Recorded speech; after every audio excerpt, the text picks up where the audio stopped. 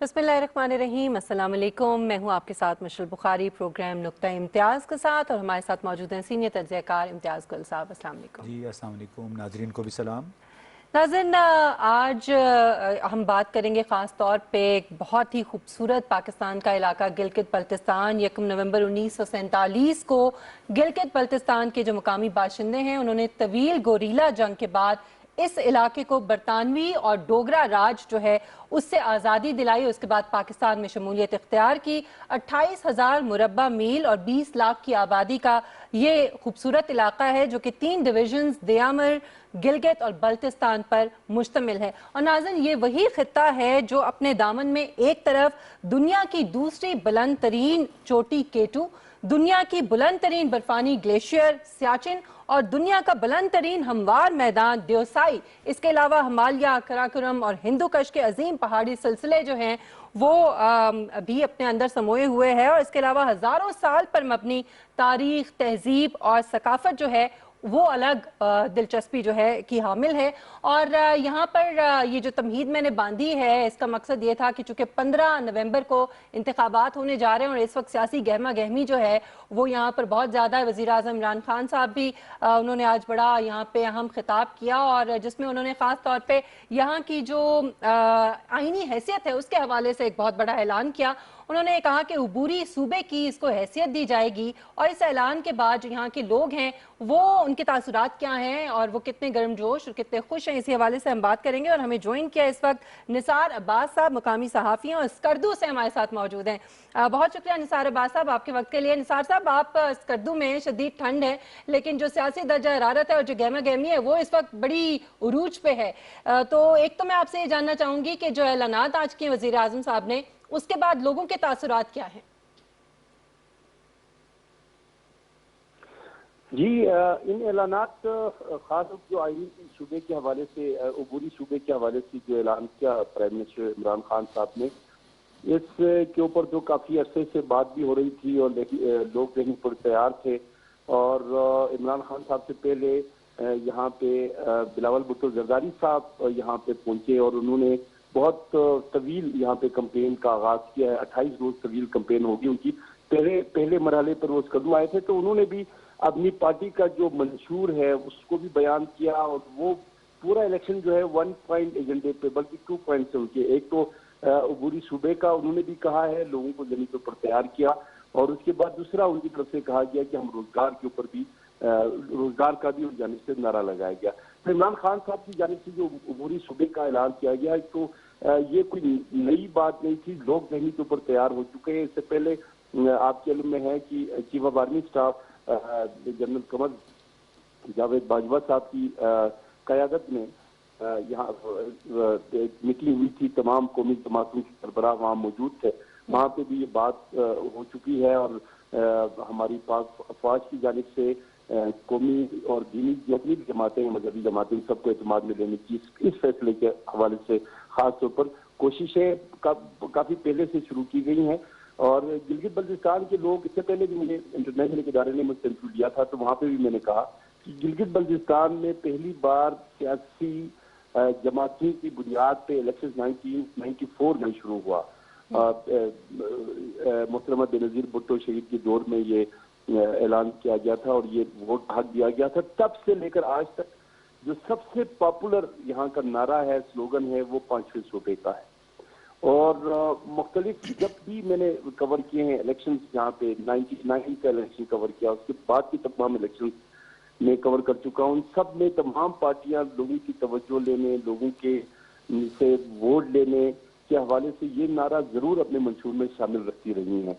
क्योंकि गिलगित बल्तिस्तान, मैंने बड़ी खुशगवार बात मैं आपको बताने लगा हूँ कि जिस जज्बे और जिस शौक और जिस वलवले और जिस लगन और जिस हुब्बुल वतनी के साथ गिलगित बल्तिस्तान के लोगों ने 1998 में डोगरा राज के खिलाफ जंग करके अपने खित्ते को पाकिस्तान के साथ शामिल किया था, आप यकीन करें कई नस्लें गुजरने के बावजूद भी वो वलवला, वो जोश, वो हुब्बुल वतनी आज भी नौजवानों में पाई जाती है। गो की डिमांड्स हैं, मुख्तलिफ آئینی شعبے کے ساتھ ساتھ سوشل ایشوز ہیں، اکنامیکل ایشوز ہیں، وہ ساتھ ساتھ چلتی رہتی ہیں، ان کی ڈیمانڈ بھی ساتھ ساتھ ہوتی ہیں. چلیے دیکھیے آپ نثار صاحب، آپ جو بات کر رہے ہیں اسی پہ اگر ہم فوکس کر لیں. اول تو آپ کی ٹوپی ہمیں بڑی پسند آئی. وزیر اعظم صاحب نے بھی ایسی ٹوپی پہنی ہوئی، تو اب سمجھ نہیں آ رہی کہ کس نے کس سے یہ ٹوپی لے کے تصویر بنائی، لیکن بڑا اچھا لگ رہا ہے کہ ہم چونکہ آپ کے تصویر کے ساتھ ساتھ وزیر اعظم کا بھی ویژول چل رہا تھا، تو بالکل ایک ہی جیسی ٹوپیاں ہمیں اسکرین پہ نظر آ رہی تھی.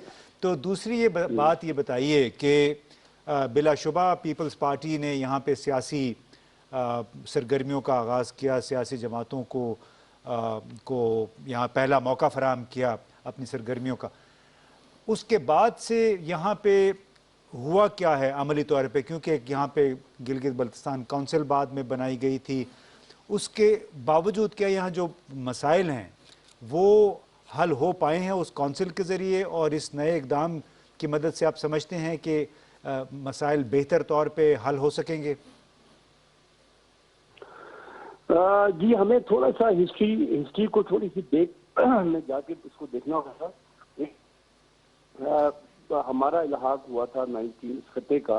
خود جس طرح آپ نے بھی اپنے انٹرو میں بتایا کہ اپنی آپ جنگ لڑ کے ان لوگوں نے پاکستان کے ساتھ مقامی. چلیے آپ ذرا آگے چلیے نا، وہ تو آپ سب کو پتہ چل گیا نثار صاحب. ہمیں لیٹس موو فارورڈ کہ ابھی آپ سب کیا سمجھتے ہیں کہ مستقبل میں ابھی کیا ہوگا؟ حالات آپ کے بہتر ہو سکیں گے اس اعلان کے ذریعے؟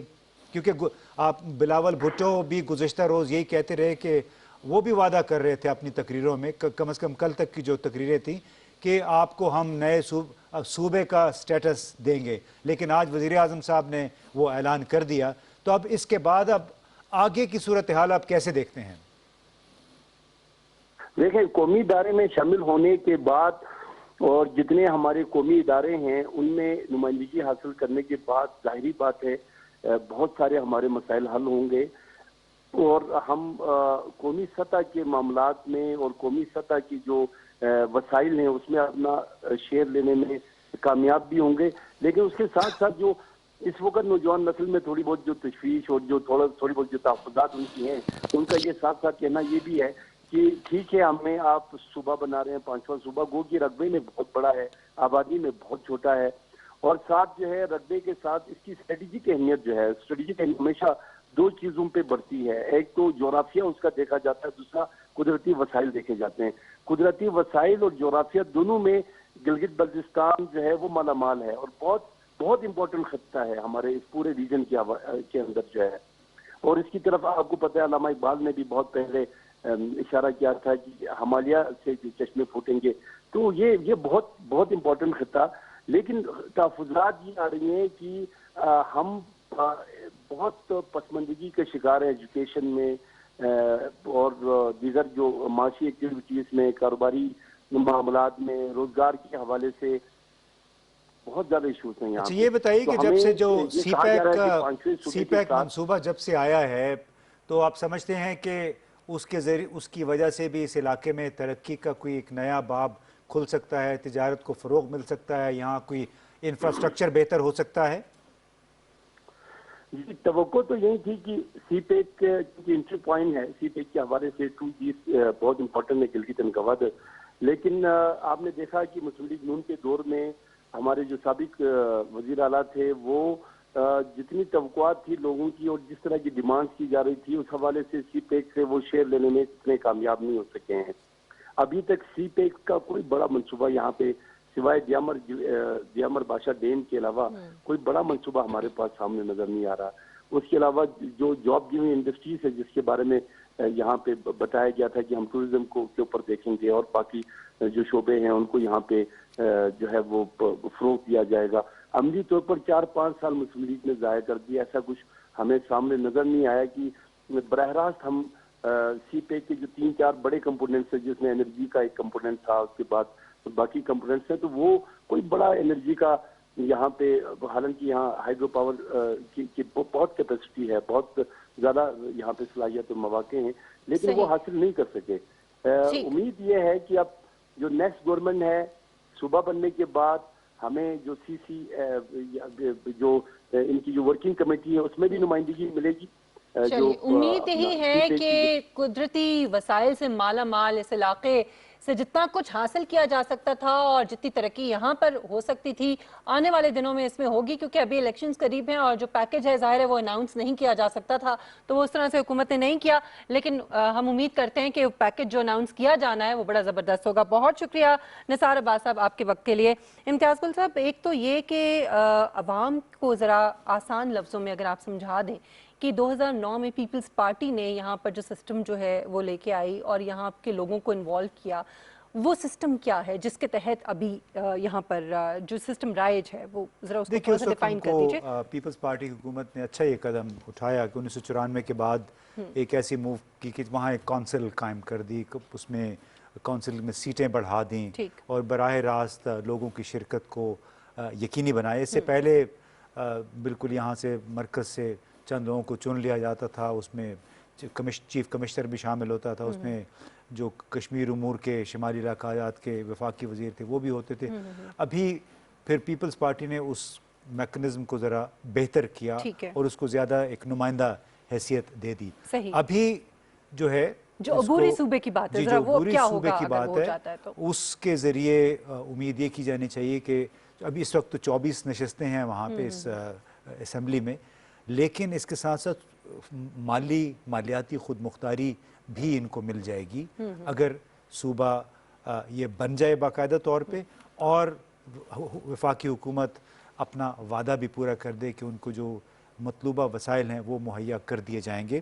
اب عبوری کئی لوگوں کو شاید یہ بھی جاننا چاہیں کہ عبوری صوبہ کیوں بنایا گیا ہے، اس کی بنیادی وجہ یہ ہے کہ چونکہ کشمیر کے ساتھ جڑا ہوا ہے اور کشمیر کے حوالے سے پاکستان کا موقف جو اقوام متحدہ میں ہے وہ یہی ہے کہ اس کے متنازع ہے اور اس کا فیصلہ استصواب رائے کے ذریعے ہوگا، اگرچہ گلگت بلتستان اس کا براہ راست اس سے کوئی تعلق نہیں ہے، لیکن اقوام متحدہ کی قراردادوں کی احترام میں پاکستان نے آج تک اس کو باقاعدہ طور پہ اپنے آئین میں بھی شامل نہیں کیا ہے، اور جس طرح طویل عرصے تک بھارت نے کشمیر کو آرٹیکل 370 کے تحت ایک خصوصی درجہ دیا ہوا تھا، یہ سمجھ لیں کہ ہم نے آئین میں اس کو اب کس حد تک شامل کیا ہے مجھے نہیں معلوم، اب وہ آئندہ چند دنوں میں پتہ چل جائے گا کہ آیا ہم اس کو آئین میں شامل کریں نہیں، لیکن یہ ہے کہ اس کو ایک درجہ بہرحال دے دیا گیا ہے اور اللہ کرے کہ اس کو باقاعدہ آئینی شکل بھی دے دی جائے۔ کچھ لوگوں کا ایکسپرٹس کا یہ خیال تھا کہ اس کے ذریعے اگر اس کو ہم نے مکمل باقاعدہ صوبہ بنا لیا تو اس میں اقوام متحدہ میں ہماری پوزیشن براہ راست متاثر ہو سکتی ہے، جو جس تنازع کی ہم بات کرتے ہیں وہ ہم ڈائلیوٹ کر دیں گے، اور بالواسطہ طور پہ بھارت نے جو پوزیشن اختیار کی ہے آرٹیکل 370 ختم کر کے اور اپنا قبضہ غیر قانونی قبضہ جو ہے وہ مزید پکا کیا ہے، اس نے انتظامی اقدامات کے ذریعے اب تو پارلیمنٹ سے بھی انہوں نے اس کو منظور کروا لیا ہے، تو پھر وہ ان کے موقف کو تقویت ملنی تھی، لہٰذا پاکستان نے نہ اس کشمیر کے حوالے سے نہ گلگت بلتستان کے حوالے سے کوئی اس نوعیت کا قدم اٹھایا ہے۔ اچھا، جو سی پیک کے حوالے سے ہم بات کر رہے تھے اور نثار صاحب نے کہا کہ ہمیں کوئی اتنا فائدہ یا ہمیں نظر نہیں آ رہا کہ اس سے ہوگا یا نہیں، لیکن دیامر بھاشا ڈیم اٹ سیلف ایک بہت بڑا پروجیکٹ ہے اور میں سمجھتی ہوں کہ مقامی لوگوں کو اس میں روزگار بھی ملے گا اور ان کے لیے بڑا میرے خیال میں یہ فائدہ مند ثابت ہوگا۔ دیکھیے لوگوں کو یہ سمجھنا پڑے گا، لوگوں کو یہ سمجھنا پڑے گا کہ صرف سیاسی سرگرمی کرنے سے، سیاسی سرگرمیوں کی اجازت ملنے سے یا صوبے کا درجہ ملنے سے مسائل حل نہیں ہوتے، مسائل اچھی حکومت کاری کے ذریعے، اچھی اور ذمہ دارانہ حکومت کاری کے ذریعے حل ہوتے ہیں، اور اس کی بنیادی ذمہ داری آپ کے حکمرانوں پہ آتی ہے، یعنی وہ لوگ جو آپ گلگت بلتستان کی اسمبلی میں پہنچیں گے اور کابینہ بنائیں گے، اصل ذمہ داری ان پہ ہوگی کہ اگر ان کو جو وسائل ملتے ہیں وہ کتنی ایمانداری سے وہاں پہ صرف کرتے ہیں، لیکن ان کے راستے میں بھی وہی ایک بڑی رکاوٹ ہے جس کا ہم ذکر کرتے رہتے ہیں اکثر، پروکیورمنٹ سسٹم، آپ کے دل کے بڑا قریب ہے، کہ جب تک وہ پیپرا قوانین تبدیل نہیں ہوتے ہیں اس وقت تک پاکستان کے عوام کی دولت پہ چند سیاسی اشرافیہ جو ہیں مسلط رہیں گے، وہ مزے کرتے رہیں گے اس پہ، تو اس لیے بڑا ضروری ہے کہ وہ نہ صرف گلگت بلتستان میں بلکہ پورے پاکستان میں اس نظام کو تبدیل کیا جائے، اور اللہ کرے کہ ہماری پارلیمان کے اراکین بھی کچھ اس طرف توجہ دیں لیکن اس کے علاوہ آج جو وزیر اعظم صاحب، میں اسی پہ آنے والی تھی، کیونکہ آج انہوں نے خطاب کیا ہے وہاں پر، اسی خطاب کے دوران انہوں نے پاک فوج کے کردار کے حوالے سے بھی بڑی امپورٹنٹ بات کی ہے. میں چاہوں گی کہ وہ ذرا گفتگو سنا دیجیے. ایک پورا پلان سے پاکستان کے خلاف دہشت گردی کی جا رہی ہے، اور کون ان کے سامنے کھڑا ہے؟ ہمارے فوجی، ہماری سیکیورٹی فورسز جو اپنی جان کی قربانیاں دیتی ہے. ہم اپنی آج سیکیورٹی فورسز کو داد دیتے ہیں کہ ان کی وجہ سے آج پاکستان محفوظ ہے. ان کی قربانیوں کی وجہ سے آج ہمارا وہ حال نہیں ہے جو کئی اور مسلمان ملکوں کا حال ہے. یہ جو نریندر مودی کی حکومت ہے، یہ ہر قسم کا اندر انتشار صرف دہشت گردی کے ذریعے نہیں، جو ان کا کلبھوشن یادو نے جو بتایا کہ کیسے بلوچستان میں اور کراچی میں اس کی مشن تھی دہشت گردی کرنے کی، یہ اندر اور انتشار پھیلا رہے ہیں. شیعہ سنی کی لڑائی پلان کیا ہوا تھا کہ شیعہ اور سنی کے عالموں کو قتل کروائیں تاکہ انتشار پھیلے، اور وہ بھی میں آج داد دیتا ہوں اپنی انٹیلیجنس ایجنسیز کو کہ جنہوں نے ان کے جو پروگرام تھے انتشار پھیلانے کے وہ پاش کیے. وزیر اعظم عمران خان صاحب کی گفتگو آپ نے سنی، اور نشان حیدر جیسا اعزاز پانے والے لالک جان شہید اور شیر خان شہید بھی اسی سرزمین کے سپوت ہیں. امتیاز صاحب، اور بڑا ضروری ہے کہ بار بار ان قربانیوں کا ذکر کیا جائے، کیونکہ جس طرح سے نشانہ بنایا جا رہا ہے، ملائن کیا جا رہا ہے ہمارے اپنے اداروں کو اپنے ہی لوگوں کی طرف سے، بڑا افسوس. کافی ڈیمورلائز ہوتے ہیں، جو خاص طور پہ جو نچلے لیول پہ جتنے ہمارے فوجی ہیں، اہلکار ہیں. اور میں سمجھتا ہوں کہ جس انداز میں کیمپین ایک چلائی گئی ہے گزشتہ چند دنوں سے، اس میں ہمارے سابق وزیر اعظم بھی شامل ہیں. بطور پاکستانی مجھے بہت زیادہ افسوس ہوا ہے، کیونکہ یہ وہ لوگ ہیں جو پاکستان کے یا کسی بھی ملک کے راز، قومی مفاد، اس کی یہ نگہبان ہوتے ہیں، لیکن اس کو وہ اس طرح پبلک میں آ کے اچھال رہے ہیں اور بھارت کو وہ ایمونیشن دے رہے ہیں جو وہ ہمارے خلاف بین الاقوامی فرنٹس پہ استعمال کرتے ہیں. یہ تو پاکستانیوں کی بات ہے، یا پاکستان کے وزیر اعظم نے جس طرح سے پاک فوج کے حوالے سے بات کی اور اس کے کردار کے حوالے سے بات کی، لیکن جو ہمارے مخالفین ہیں اگر آپ ان کی گفتگو سنیں تو پاک فوج کی ہیبت اور پاک فوج کی جو قابلیت ہے وہ اس کی گواہی وہ بھی دیتے ہیں. ہمارے جو پڑوس میں ہمارے مخالفین بیٹھے ہوئے، ذرا گفتگو سنیے، یہ وہاں کے فوجی افسران کی گفتگو ہے، ذرا سنائیے گا. جنرل بخشی ہیں. جی جنرل بخشی. پاکستان کی میں آپ کو ایک چھوٹی سی کہانی سناتا ہوں کہ وہاں ہمارا ایک بی ایس ایف کا پوسٹ تھا. جب میں نے چارج لیا اس بٹالین کمانڈر میں اس پوسٹ پہ گیا تو میں نے دیکھا کہ پوسٹ تہس نہس ہو چکا تھا. بہت زبردست فائر آیا تھا، تقریباً سارے بنکر ٹوٹے ہوئے تھے اور سارے کے سارے بیچارے بی ایس ایف کی جوان وہ ریورس لوپ پہ آئے ہوئے تھے. آگے کی پوسٹ میں کیول ایک بنکر رہ گیا تھا جس میں ہماری ایئر ڈیفنس کا ایک حوالدار راجے سنگھ ہوتا تھا بیچارہ، وہ وہاں تھا. تو اس نے بولا صاحب میں آپ سے اکیلے میں بات کرنا چاہتا ہوں. میں نے کہا کیا ہوا؟ تو بولے کہ صاحب ہماری یہاں بہت بےزتی ہوئی، یہ پاکستان ایک بڑی بھاری ایئر ڈیفنس گن کی توپ لے آیا جس کی رینج میری ایئر ڈیفنس گن کی توپ سے زیادہ ہے. اس کو رینج کے باہر رکھا اور تابڑ توڑ یہاں پہ فائر کیا، اور جو 100 یہاں پہ مٹی کے تیل کے بیرل تھے وہ سب کے سب جل گئے. تو اس کے بعد اتنے گھبرا گئے بیچارے وہ بی ایس ایف کے لڑکے جو وہاں تھے اتنے بھینکر فائر سے کہ وہ سب کے سب ریور سلوپ پہ جا کے رہ گئے. کیول رہ گئے آگے تو حوالدار راجے سنگھ. اور اس نے بولا صاحب کہ وہ جو تھے انہوں نے پھر پاکستانیوں نے ہم کو اچھی طرح مار لگا کے اپنی ناک چڑھانے کے لیے وہ اپنے اپنے بنکروں پہ نکل آئے اور انہوں نے چھت پہ آ کے بھنگڑا کیا.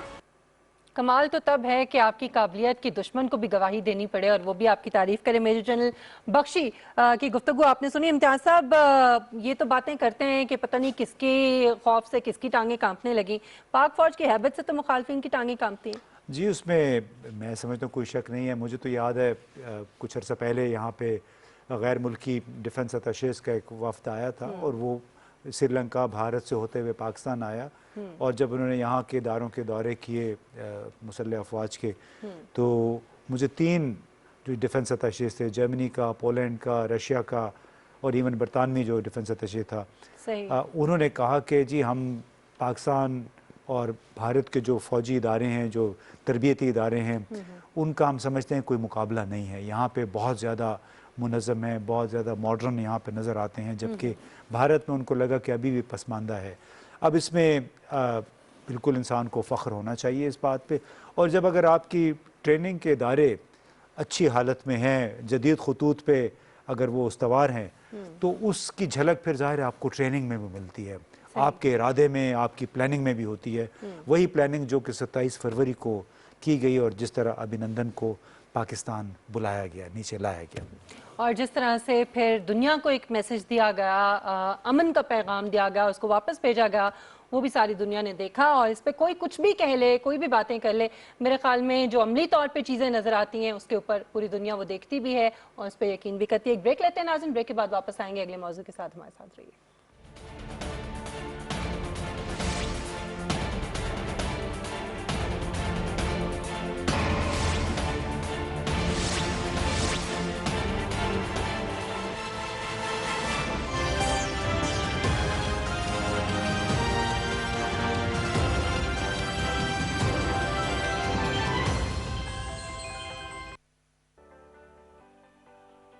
آپ خیبر پختونخوا والے ہیں نا؟ تو پھر آپ کے لیے, آپ کے خاندان کے لیے, سب رشتہ داروں کے لیے بھی, سارے گاؤں اور ہر شہر میں رہنے والوں کے لیے, بس اگر شناختی کارڈ پر مستقل پتہ خیبر پختونخوا کا ہے تو پھر پورے پاکستان میں آپ رہتے ہوں جہاں کہیں بھی اب صحت کارڈ پلس ہے آپ سب کے لیے. محکمہ صحت, حکومت خیبر پختونخوا. بشر اللہ 6 فٹ کا فاصلہ, بشر اللہ 6 فٹ کا فاصلہ,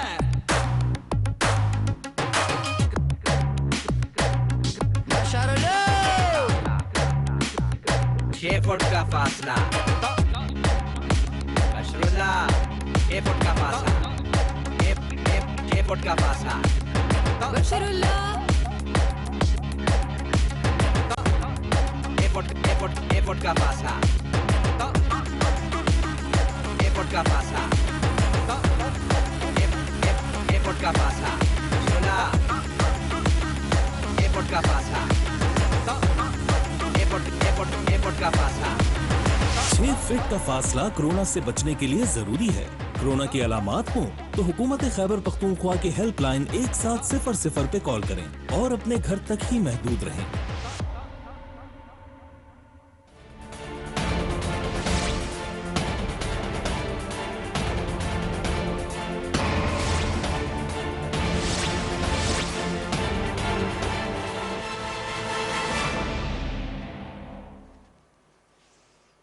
ویلکم بیک.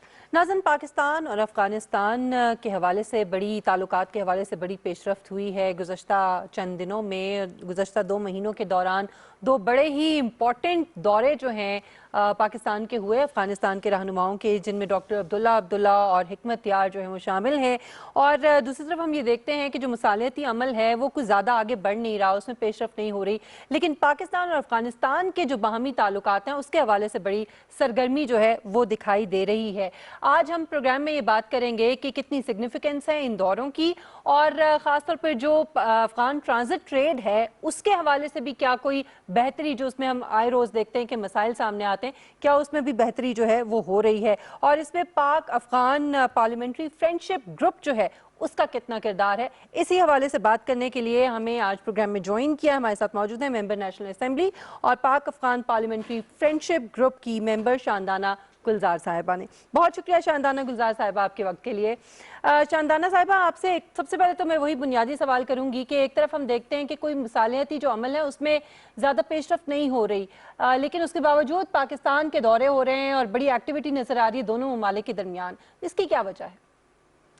شکریہ جی. دیکھیں, مصالحتی بھی جو ایک پروسیس ہے وہ جسے ہم کہتے ہیں بیک ڈور چینل سے ہو رہا ہے. کچھ چیزیں ہم دیکھتے ہیں پردے کے سامنے اور کچھ پس پردہ ہوتی ہیں, کیونکہ جب امن, آپ نے دیکھا ہوگا قرآن پاک میں اللہ تعالیٰ نے ہر جگہ مسلمانوں کو ایڈوائز کیے کہ کھلے کام کریں, ٹرانسپیرنٹ کام کریں, سوائے 2 موقعوں کے. نمبر 1 جب آپ چیریٹی دے رہے ہوں, اور نمبر 2 جب آپ امن قائم کرنے کی کوشش کر رہے ہوں 2 فریقین کے مابین.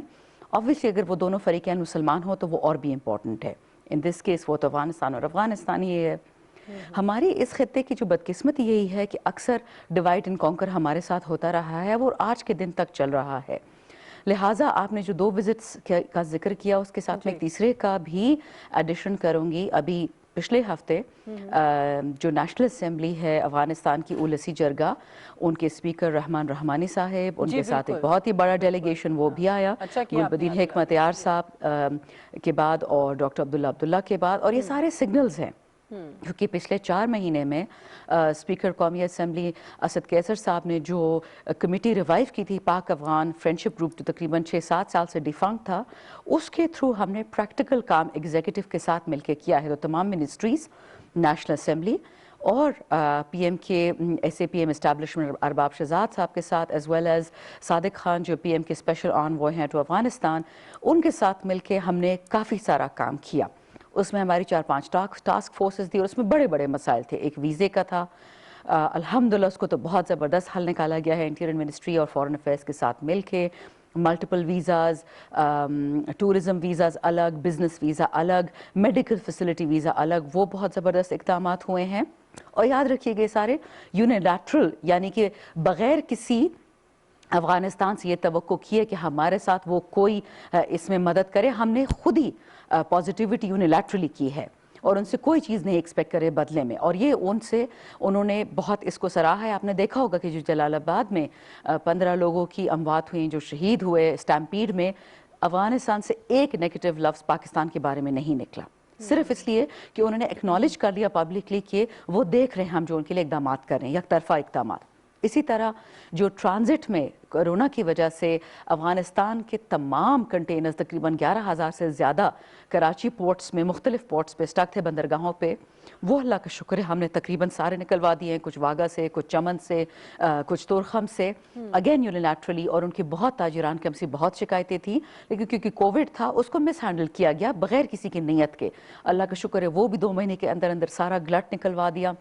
اسی طرح ان کے ساتھ ہم اب تجارت پہ کام کر رہے ہیں. ایپٹا کے ریویژن ہونے جا رہا ہے جو ہمارا ٹریڈ اینڈ ٹرانزٹ اگریمنٹ ہے، ان کے ساتھ FTA اور PTIP مذاکرات ہوئے ہیں. انہوں نے ہمیں پریکٹیکل ایشوز بتائے ہیں. بینکنگ سسٹم پہ اس ہفتے جو مذاکرات، ان کے تاجران بھی آئے تھے، ان کے پارلیمنٹیرینز بھی، ایگزیکٹو بھی، اور بہت کھل کے باتیں ہوئیں.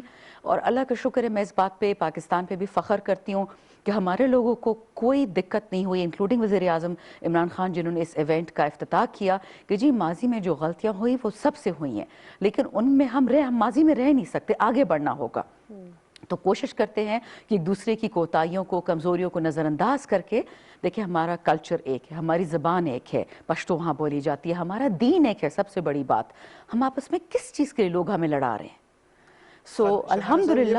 جی، یہ جو جس کانفرنس کا آپ نے ذکر کیا بہت بڑے پیمانے پہ تھی، جی، اس کا سب سے بڑا پیغام کیا آیا؟ What was the major takeaway from this? اس کے تھے 2 ٹیک اویز تھے. ایک کہ پاکستان مین بزنس، ہم صرف کہتے ہیں نا گفت شنید گفتن اور شنیدن برخاستن وہ نہیں کرے، ہم جو ہیں بات کر رہے ہیں پریکٹیکل میجرز پر، کیونکہ انہوں نے دیکھا کہ ان کے آنے سے پہلے وہ پریکٹیکل میجرز ہو چکے تھے. جس دن ڈاکٹر عبداللہ آئے اسی دن ویزا پالیسی اپروو ہوئی. پھر یہ جو سارے کنٹینرز ہم نے خالی کروائے، ہم نے ایک نیا سٹیجنگ ایریا مچھنی میں بنایا KPK میں. KPK گورنمنٹ نے 3 انگور اڈا، خرلچئی اور غلام خان 2 ان کو فلی ریبیٹل بنا دیا. ودن 6 ویکس وہاں بینکس کھل رہے ہیں. تو یہ انہوں نے پریکٹیکل ریزلٹس دیکھ لیے. دوسرا جو یہاں سے لے کے گئے میسج، اور ان کے بہت ہمیں تھینک یو میسیجز آئے ہیں ان ڈیلیگیشن کے، کہ پہلی دفعہ ہمیں یہ محسوس ہوا کہ جس ملک میں ہم پلے بڑے تعلیم کی، انہوں نے یہ اکنالج کیا، کہتا ہے وہ ملک واقعی ہمارا دوست ہے. ان کو ایک یہ ویژن دیا جاتا ہے. اور کچھ ہماری اپنی بدقسمتی ہے کہ ہم اپنے جو افغانستان کے ساتھ روایتی ہم نے مدد کی ایز ریفیوجیز، یا ہسپتال ان کے لیے بنوائی، ان کے جو اسٹوڈنٹس یہاں تعلیم لے رہے ہیں، ہم نے کبھی بھی اس کو جس طرح کرنا چاہیے تھا افغانستان کے ساتھ اس کو سمجھانا، وہ ہم کر نہیں پائے فار سم ریزن. یہ بتائیے کہ جی پلیز، آپ جو باتیں بتا رہی ہیں اس سے یہ لگ رہا ہے کہ پہلی مرتبہ پارلیمانی اراکین نے معاملات اپنے ہاتھ میں لیے، اور اس طرح انہوں نے بیوروکریسی پہ، یعنی جتنی افسر شاہی ہے، چاہے وہ منسٹری آف کامرس تھی، منسٹری آف فائنانس تھی، یعنی FBR وغیرہ، اس پہ کافی دباؤ ڈالا. تو آپ اس سے اتفاق کریں گے کہ پارلیمان کی طرف سے اگر پش ملے تو दो मुल्कों के या 3 मुल्कों के दरमियान ताल्लुकात बेहतर हो सकते हैं? बिल्कुल इम्तियाज़ साहब, देखिए इसमें आपने दो बड़ी ज़बरदस्त बातें की। वज़ीर आज़म उन्होंने ओथ लेने से पहले भी अफ़गानिस्तान और हिंदुस्तान की बात की थी, उनके साथ अमन की, लेकिन जो शाह महमूद कुरैशी साहब के पहले 2 फ़ॉरेन विज़िट्स थे वो अफ़गानिस्तान के ही थे।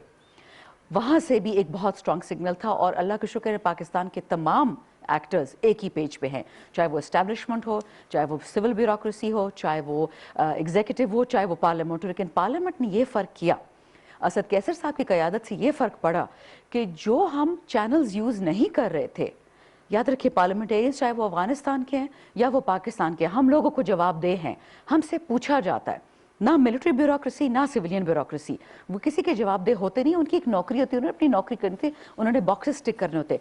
पार्लियामेंट का रोल बहुत डिफरेंट है, आप 1000 बॉक्सेस टिक कर ले, आपने फिर भी जवाब देना होता है कि आपने क्यों ऐसा किया, अगर ऐसा किया तो बेहतर क्यों नहीं किया।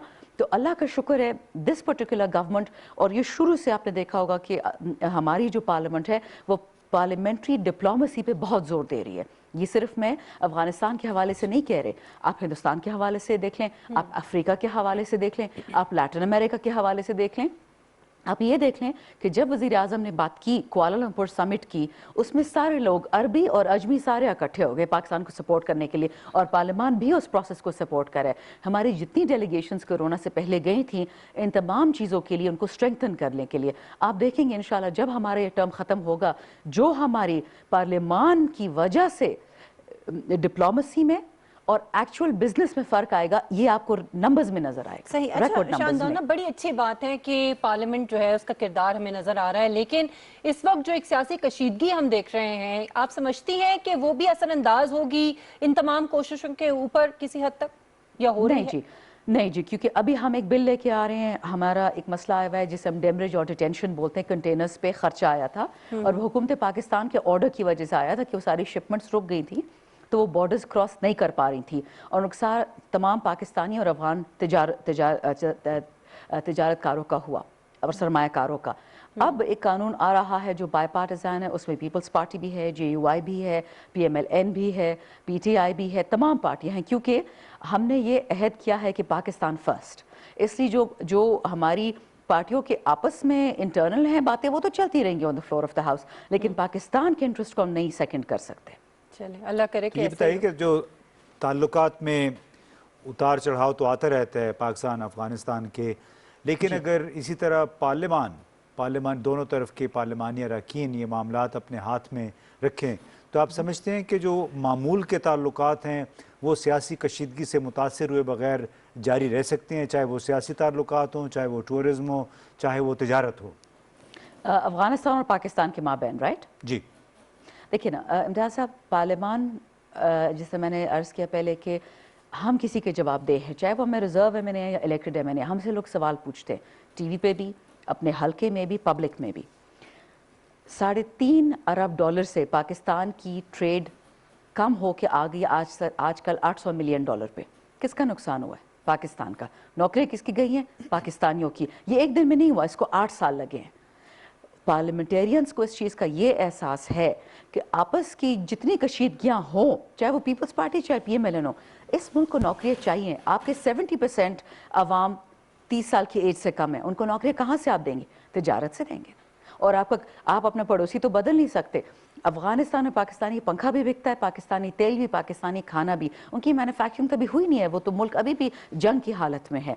तो इसलिए अगर पाकिस्तान को अपना फ़ायदा देखना है और इस गुर्बत के दलदल से निकलना है, तो अफगानिस्तान आपका पहला रूट है जो आगे फिर तुर्कमेनिस्तान, कॉकसेस, यूरोप, तुर्की, ईरान हर जगह जाता है। तो ये तो पाकिस्तान का ही फ़ायदा है। अफगानिस्तान तो आगे चीन से भी काम कर सकता है, तुर्की से भी कर सकता है, कॉकसेस से। हमें अफगानिस्तान की ज़रूरत है, जितनी अफगानिस्तान को हमारी ज़रूरत है, हमें उससे कई ज़्यादा अफगानिस्तान की ज़रूरत है। और ये चीज़ पार्लियामान ने बहुत क्लियर कर दी है तमाम अथॉरिटीज़ को। बड़ी ज़बरदस्त बात है और बड़ी पॉजिटिव अप्रोच है शानदाना गुलजार साहिबा आपकी। बहुत शुक्रिया आपके वक्त के लिए कि आप ये कह रही हैं कि पार्लियामेंटेरियंस को इदराक है कि पाकिस्तान का मुफाद क्या है या उनके जो ज़ाती मुफादात हैं उनसे उन्होंने बालातर होकर सोचना है। लेकिन इसके बरक्स इम्तियाज़ साहब कुछ ऐसे हल्के हैं जो हमें नज़र आ रहे हैं जो कौमी मुफाद के ऊपर भी कुछ इस तरह की बातें कर जाते हैं कि बड़ा अफसोस होता है। जैसे भी हालिया बयानात जी, वो उन्होंने बयानात तो मेरा ख्याल है ऐसे आ गए हैं जिससे बहुत सारे सवालात उठ खड़े हुए हैं। लेकिन जहाँ तक अफ़गानिस्तान के साथ हमारे ताल्लुकात की बात है, पाकिस्तान की तारीख़ में पहली मरतबा हुआ है कि पार्लियामेंट के स्पीकर ने ये मामला अपने हाथ में लिया है और उसी तरह की अंडरस्टैंडिंग उन्होंने अफ़गानिस्तान की जो पार्लियामान है, जिसको उलसी जिरगा कहते हैं, उनके साथ डेवलप की है। वो जब आए थे रहमानी साहब, तो बड़ी ज़बरदस्त उनकी मुलाकातें हुई और उससे होता यह कि चूँकि ये अवामी नुमाइंदे हैं, इन्होंने आवाम को जवाबदेही करनी है। ताजिर तो दोनों मुल्कों के वो भी आवाम ही में शुमार होते हैं। जब उनके कारोबार पे ज़द पड़ती है तो नुकसान उनका भी है, उनके आवाम का भी और मुल्क का भी है। तो इस बात को हमारे असेंबली के स्पीकर ने और उनके साथ जितने भी इस ग्रुप में कुछ 60 के करीब पार्लिमानी ग्रुप में शामिल हैं, उन सब ने इस मिशन को एक लिहाज से अब बिल्कुल सर फहरिस्त रखा हुआ है कि हमने अफ़गानिस्तान के साथ हमारे जितने भी ऑपरेशनल सतह पे मसाइल आ रहे हैं, उनको हमने लाजमी हल करना है, पुश करना है जिस हद तक भी कर सकते हैं। क्योंकि जहन में ये रखना चाहिए कि दोनों मुल्कों के दरमियान कोई 60-70 हज़ार अफराद रोज़ाना आते जाते हैं। चमन से और तोरखम से बॉर्डर क्रॉस होता है, बल्कि अब तो पाकिस्तान ने जो खरलाची का नया बॉर्डर इंटरनेशनल बॉर्डर पॉइंट खोला था, वहाँ से भी बरामदात की इजाज़त दे दी है। इसी तरह ग्वादर से पाकिस्तान अफ़गानिस्तान की ट्रांजिट ट्रेड जो है शुरू हो चुकी है। तो बड़ी ज़रूरत है कि आपको कोई बॉटल नेक इन बॉर्डर्स पे ना आए, यानी जब वो ट्रक का कंटेनर्स पहुंचते हैं, चाहे वो तोरखम है, खरलाची है या अंगूरड्डा है या चमन है, वहाँ पे अब लग ये रहा है कि चूँकि प्रेशर पीछे से आ गया है, वहाँ दोनों अंगूरड्डा में और ग़ुलाम खान पे अब बैंकों की ब्रांचें भी कायम हो गई हैं। पहले सिर्फ चमन पे और तोरखम पे होती थी। तो जो सहूलत पैदा हो रही है अफ़गानिस्तान के ट्रांजिट ट्रेड के लिए और दो तरफ़ा तिजारत के लिए, और उसमें मैं समझता हूँ कि जब तक पार्लियामान अगर सेंट्रल रहे, अपने हाथ में रखे, तो ये प्रेशर जारी रहेगा। और नए मैकेनिज्म एक्चुअली बन गए हैं, क्योंकि अब मोबाइल फ़ोन के ज़रिए बहुत सारी चीज़ें आप ट्रैक आसान हो गई हैं। जी माफ़ कीजिए।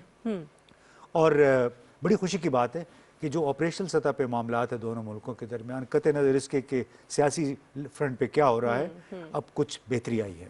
हम उम्मीद करते हैं कि बड़ी खुशाइन बात है जिस तरह से ये मामलात जो हैं ये तय हो रहे हैं। जिस वीज़े के मामलात के हवाले से भी शानदाना साहिबा ने कहा कि बड़ी पेशरफ्त हुई पाकिस्तान की तरफ से, और फिर ये ट्रांजिट ट्रेड का जो मामला है, इसके जो मसाइल हैं आए दिन सामने आते हैं, उनके हल के लिए भी हम उम्मीद करते हैं कि ये सिलसिला इसी तरह से जारी रहेगा। नाज़रीन, एक ब्रेक लेते हैं, ब्रेक के बाद वापस आएंगे अगले मौजू के साथ। हमारे साथ रहिएगा।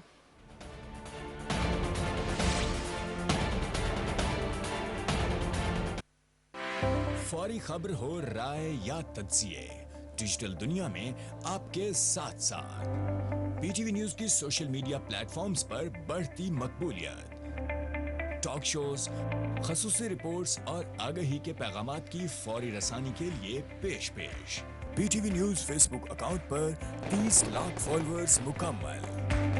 हम पर एतमाद करने और जुड़े रहने पर आपका शुक्रिया। पीटीवी न्यूज, दुरुस्त हर वक्त बर वक्त।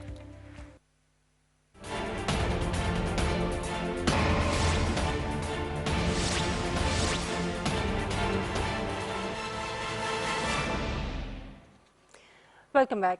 नाज़रीन, इस वक्त पाकिस्तान में रुपए की जो कदर है उसमें कुछ थोड़ी सी बेहतरी नज़र आई है। सूरत हाल क्या है, इस हवाले से बात करने के लिए हमने दावत दी है माहिर मालियाती और इक्तिसादी उमूर मोहम्मद आसिम साहब इस वक्त हमारे साथ मौजूद हैं। बहुत शुक्रिया मोहम्मद आसिम साहब आपके वक्त के लिए। आसिम साहब, इस वक्त फॉरेन एक्सचेंज रिजर्व्स जो हैं उसमें बड़ी बेहतरी नज़र आ रही है, तो सबसे बुनियादी सवाल तो मैं आपसे पूछूंगी कि इसकी वजह क्या है? सबसे पहले तो वाकई आपकी बात सही है, जो हमारे फॉरेन एक्सचेंज रिजर्व्स हैं वो तकरीबन 19 बिलियन के आसपास हैं, और ये पिछले एक क्वार्टर से आप देख रहे हैं कि ये 19 बिलियन के आसपास पहुंच गए हैं, जिसकी बहुत बड़ी जो वजह है वो है हमारा एक्सपोर्ट्स का इंक्रीज़ होना। अब सितंबर की जो फिगर्स हैं वो compare to August 29% exports increase हुई हैं। रेमिटेंस जो हैं वो एवर राइजिंग पे हैं, तो ओवरऑल प्रेशर जो है हमारे करंट अकाउंट डेफिसिट पे वो काफ़ी कदरे बेहतर हुआ है, और उसकी वजह से आप देख सकते हैं कि हमारे रिजर्व्स काफ़ी बेहतर हैं। एक्सपोर्ट्स हैं और रेमिटेंस हैं, इनकी दो मेन वजूहत हैं। तो जो रुपए की कदर में बेहतरी हुई है, इसकी बुनियादी वजह क्या है? क्या ये हमारे 19-20 अरब डॉलर के फॉरेन रिजर्व्स हैं? دیکھیں اس کی ملٹیپل وجوہات ہیں. جو روپے کی قدر میں بہتری ہوئی ہے اس کی سب سے اوور آل جو ایک ریزن ہے وہ یہ ہے کہ جو گلوبل ڈیمانڈ ہے یو ایس ڈالر کی وہ بھی 10% ریڈیوس ہوئی ہے, 10% سے کم ہوئی ہے. اور اگر آپ دیکھیں تو ہماری ریمیٹنسز جو ہیں فورن ریمیٹنس وہ 2 بلین سے کراس ہو گئی ہیں. تو انفلو بھی آ رہا ہے اور ڈالر کی ڈیمانڈ بھی کم ہو رہی ہے. اور تیسری ایک بڑی امپورٹنٹ جو چیز ہے وہ دیکھنے والی ہے کہ ڈالر جو ہے وہ پاؤنڈ اور یورو کے کمپیریزن میں ویک ہو رہا ہے. تو اگر انٹرنیشنل مارکیٹ میں جب ڈالر ویک ہوتا ہے تو اس کا امپیکٹ پاکستان کی طرف بھی آتا ہے.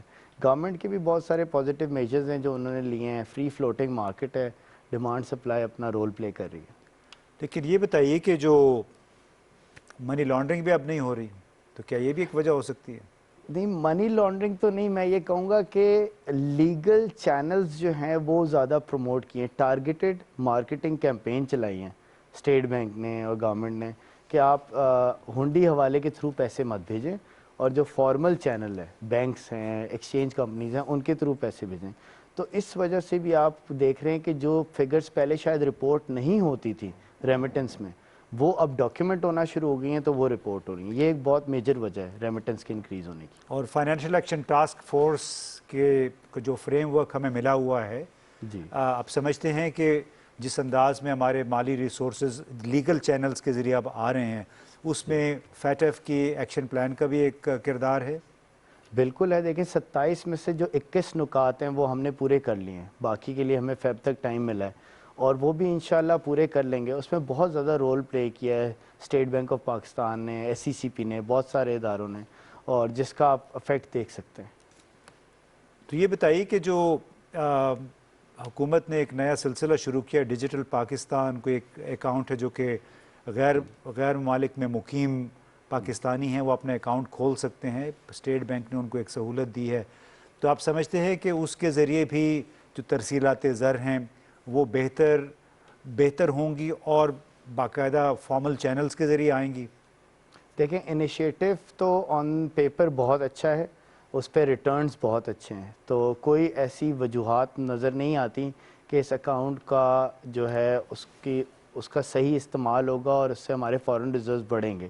امپورٹنٹ پوائنٹ یہ بھی ہے کہ اگر آپ پچھلے مہینے کا ڈیٹا دیکھیں تو ایس سی سی پی نے سپٹمبر کے مہینے میں 2240 یا 2300 کے آس پاس نئی کمپنیز رجسٹر رپورٹ کی ہیں, جو کہ 69% ہائی ہے پچھلے سال کے مقابلے میں.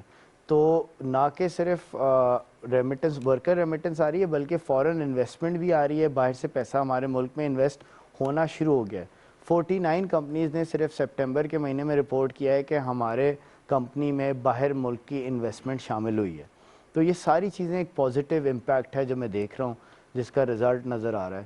اور یہ بتائیے اگر آپ کو ہم ایک چھوٹا سا ٹیسٹ دیتے ہیں کہ جون 2018 کا اگر موازنہ کریں اس وقت پاکستان کے جو مالیاتی سیکٹر ہے اس کی کیا صورتحال تھی اور آج نومبر 2020 اگر ایک کمپیریزن آپ نے کرنا ہو تو what would you say؟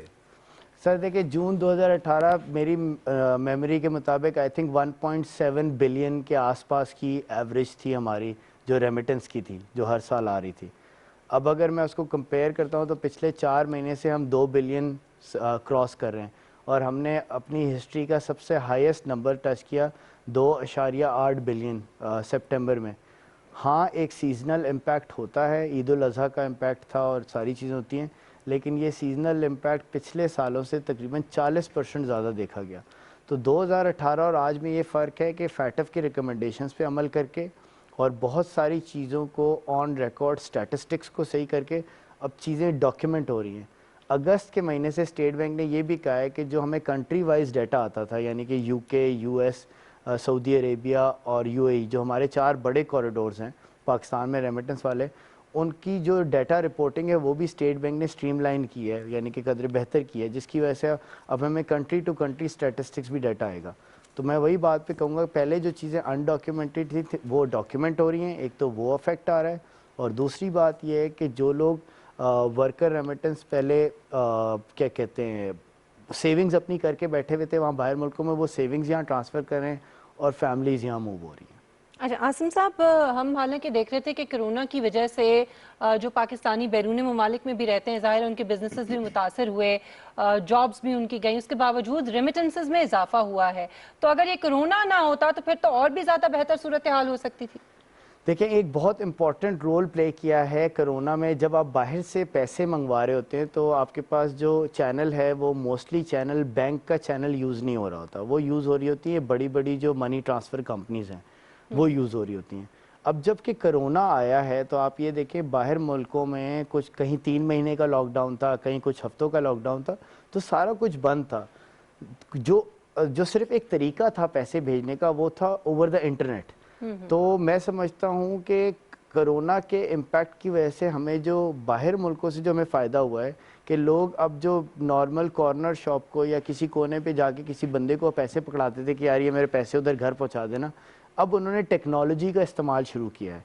और यहाँ स्टेट बैंक ने डिजिटल इनिशिएटिव को प्रमोट कर रहा है, साथ सपोर्ट कर रहा है कि आप कोई भी डिजिटल इनिशिएटिव लें, स्टेट बैंक उसको, गवर्नमेंट उसको सपोर्ट करती है।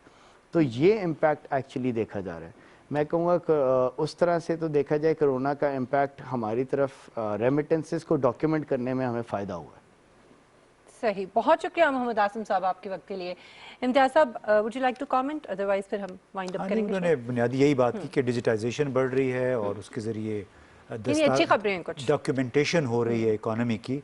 और जिस तरह स्टेट बैंक ने डिजिटल ऑप्शंस को ज़्यादा वो प्रमोट किया है, उसकी वजह से लोग घरों में बैठे बैठे अब पैसे मुंतकिल कर रहे हैं। और जो फॉरेन एक्सचेंज में डील करने वाली कंपनियां हैं, जो जिनका जिक्र उन्होंने किया, मनी ट्रांसफ़र कंपनीज, वो उन पे इन्हिसार अब कम हो गया है। तो मैं तो उनसे ये भी पूछना चाह रहा था कि जितनी डिजिटाइजेशन बढ़ रही है उसका नतीजा इन जैसी कंपनियों पे क्या पड़ेगा या असर उसका क्या पड़ेगा इन पे, लेकिन वो किसी और निशस्त में फिर पूछ लेंगे। वैसे तो मजमूई जो है कि ये कि डॉलर्स का इनफ्लो पाकिस्तान में काफ़ी बड़ा है और जिसकी वजह न सिर्फ ये रेमिटेंसेस है बल्कि हमारा ट्रेड सरप्लस भी है।